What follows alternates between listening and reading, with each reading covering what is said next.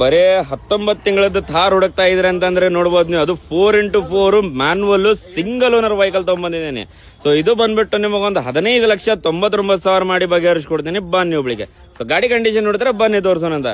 So ನೋಡ್ಬೋದು ಗಾಡಿ condition. So ನೋಡ್ಬೋದು ಎಷ್ಟು ಚೆನ್ನಾಗಿದೆ, ಎಷ್ಟು ನೀಟ್ ಆಗಿದೆ. ಅದ್ರ ಗ್ರಿಲ್ ಕೂಡ ನೋಡಬಹುದು. ಸೊ ನೋಡಿ ಪ್ಯೂರ್ ಕರ್ನಾಟಕ ರಿಜಿಸ್ಟ್ರೇಷನ್ ಇದೆ ವಿತ್ HSRP ನಂಬರ್ ಪ್ಲೇಟ್ ಸಮೇತ ಇದೆ. ಸೊ ಅದರಲ್ಲಿ ಟೈರ್ ಕಂಡೀಷನ್ ನೋಡಬಹುದು ನೀವು. 95% ಟೈರ್ ಕಂಡೀಷನ್ ಇದಾವೆ. ಸೊ ಅದರಲ್ಲಿ ಒಳಗೆ ಇಂಟೀರಿಯರ್ ಕೂಡ ತೋರಿಸ್ಕೊಡ್ತೇನೆ ನೋಡಿ ನಿಮಗೆ.